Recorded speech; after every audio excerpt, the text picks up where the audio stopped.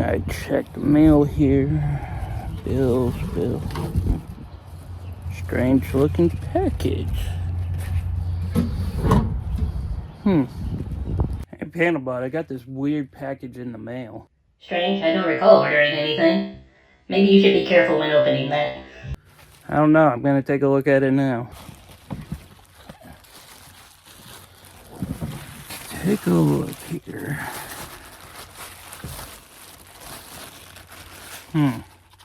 Strange. Looks like some kind of mask.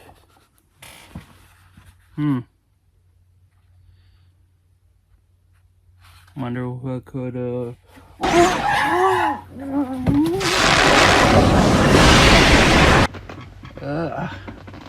man.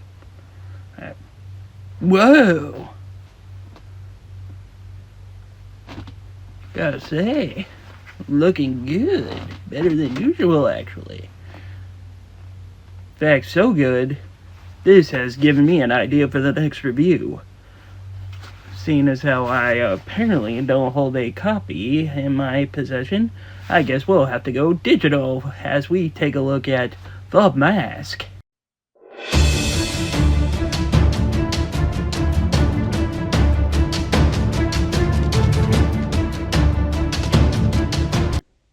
First appearing in Dark Horse Presents issue number 10 back in 1987, the concept was created by Mike Richardson and John Arcudi, with the iconic beautiful head you see here, designed by Doug Monk. Unlike the comedy of the film, the early comics were very dark and violent. The wearer becomes a near unstoppable cartoon-like psychopath who brutally punishes criminals and enemies. Not much else to say on the matter, so let's take a look at Joker Mask. The cover is just okay, with Joker and Harley taking the mask out of a museum display, and the mask overshadowing, looking like he has manipulated this entire situation. It's just fine. I could have done better if I'd say so myself. We open in Gotham City, where the night is dark, the crime is high, and the local art museum is hosting the most wholesome event imaginable. Kids' Night at the museum. Naturally, this is the perfect time for the Joker to break in, because Joker has discovered the museum is displaying a collection of frowny clown masks, and for the Clown Prince of Crime, that's not just bad art, that's a personal insult to comedy. Frowny clowns? What kind of sick, twisted level of comedy is this? That would be like a dentist that's afraid of teeth! The plan is simple. Destroy the masks by blowing up the exhibit and, oh yes, since there are dozens of kids downstairs enjoying the museum, there will be a little bit of collateral damage. The only problem, Harley forgot the detonator. Don't worry though, she did remember to bring snacks. Meanwhile, one of Joker's henchmen, a not very bright girl named Snucko, decides this is a perfect moment to pocket a weird wooden mask sitting in the display case. Unfortunately, when he grabs it, silent alarms go off and the police have arrived. In a burst of rage, Joker snatches the mask and slams it onto Snucko's face. Snucko has transformed into the reality-bending maniac known as Big Head. The cops make it into the room, and Snucko, using his new powers of insane cartoon antics, easily deals with them as the Joker watches, enjoying the chaos. I love this guy! Realizing the potential of the mask, Joker slides up to Snucko.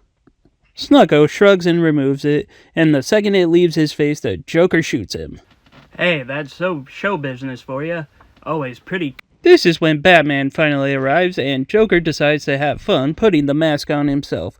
What follows isn't really much of a fight. It's a cartoon massacre. While Joker is busy taking a theatrical bow, Batman barely manages to crawl to the Batmobile and speed away. But Joker quickly catches up in his own vehicle, blasting the Batmobile into the river below. Now that's what I call a splash page. Get it? Ha! Some time has passed, and Harley is sitting around the hideout, watching the news which explains the crime spree across Gotham, but instead of it being caused by Joker, the media believes it is caused by the Big Head. We then cut to Commissioner Gordon, who has called in help from Edge City's own Lieutenant Mitch Galloway, who has had experience dealing with the Big Head, who explains the only way they stopped him before was to contain him, but is told the Joker is also in on this. Before the conversation can continue, the doors open up. First believed to be Batman, but instead is just the Joker, who proudly announces he has dealt with Batman for good. But we cut to the Batcave, where it turns out Bruce Wayne is laid out on a medical table, looking like he lost a boxing match with a cartoon character, with Alfred treating his wounds. Back at his hideout, Joker overhears on the news that they believe him to be the Big Head, which angers him. He hijacks a TV station to let everyone know it was all done by the Joker, not Big Head. We then see the Joker filming his crime spree around Gotham like a deranged YouTuber. Remember, everybody, don't forget to like, comment, and run for your lives! Later on, a van drives by with writing saying Joker sucks, angering him to the point where he goes and chases it. It turns out to be a trap out organized by the police, but Kellaway states it will just be a massacre. And it turns out he was right, as Joker is met with the full force of Gotham's police, but of course is completely fine and begins taking down everyone. Calloway manages to have a small talk with Joker. Joker, listen, that mess corrupts people. It will only lead to your destruction. And you're saying that like that's a bad thing. Meanwhile, Bruce has finally woken up in the Batcave. And back at the station, Joker decides Harley isn't on brand anymore and introduces her replacements, the Jokettes. And as you can see, they are clearly qualified for the job. Once everyone leaves, Harley, having enough of this new Joker, has had enough and calls in help from Poison Ivy. Some time has passed since, and the Joker is back at the TV station playing a game where the grand prize is unaliving an IRS agent. Unfortunately, the police show up, and Joker deals with them without any effort. Meanwhile, Poison Ivy claims to have a way to deal with this new Joker, but Harley needs to leave Joker and stay with her once this is done. We cut to the Batcave as Bruce has been doing research on the mask, realizing that Joker, due to being insane already, is unaffected by the side effects that it usually dawns on its wearer. Later at the studio, Ivy and Harley arrive and convince Joker that Ivy wants in on the act with a new segment called Gardening with Ivy. But big surprise, as it's a trap, as Ivy sprays him with a tonic that makes him her slave, much to the dismay of the GCPD. We then cue to a montage across the city as Ivy and Harley are having fun with their new controlled Joker. Meanwhile, Kellaway sneaks into the studio to stop the madness, but is taken down by the ladies. And in an attempt to save his life, he tells Ivy if Joker removes the mask, she can have its power. She makes Joker remove the mask, but due to this, her control over him is gone, as he smacks her to the ground and washes the tonic off the mask, only to place it back on his face. He goes to punish Harley, but freezes when she claims he is no longer the funny man she fell in love with, and in response decides to do something about that. Meanwhile, Batman has made a full recovery, and Kellaway finally explains everything, stating the only way to stop Joker is to have him willingly remove the mask himself. So Batman heads out to confront the Joker, who now has a nuclear bomb ready to explode. Joker broadcasts to Gotham that once primetime hits, he will set off the nuke. While at GCPD, Kellaway decides to go finally deal with this nonsense once and for all. Meanwhile, Harley tries to talk with Joker, claiming he just isn't the same anymore. You've gone from Mark Hamill to Jared Leto. Right on cue, Batman arrives in the Batplane, dropping a net that traps Joker, but then follows as a classic Batman vs. Joker fight. Batman even tries blowing up the Batplane, but of course Joker just shrugs it off. The two continue trading punches until Batman decides to tell Joker the truth. He just isn't funny anymore. Hearing this from the one person he cares about other than himself hits him right in the ego, as he starts arguing with himself.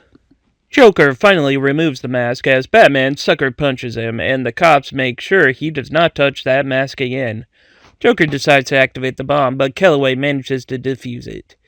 So the villains return to jail, and Kellaway returns to Edge City with the mask as he buries it alongside the grave of one Stanley Ipkiss as we end the story. I am normally not a fan of the overly muscular Batman drawings like in this book, but I like it.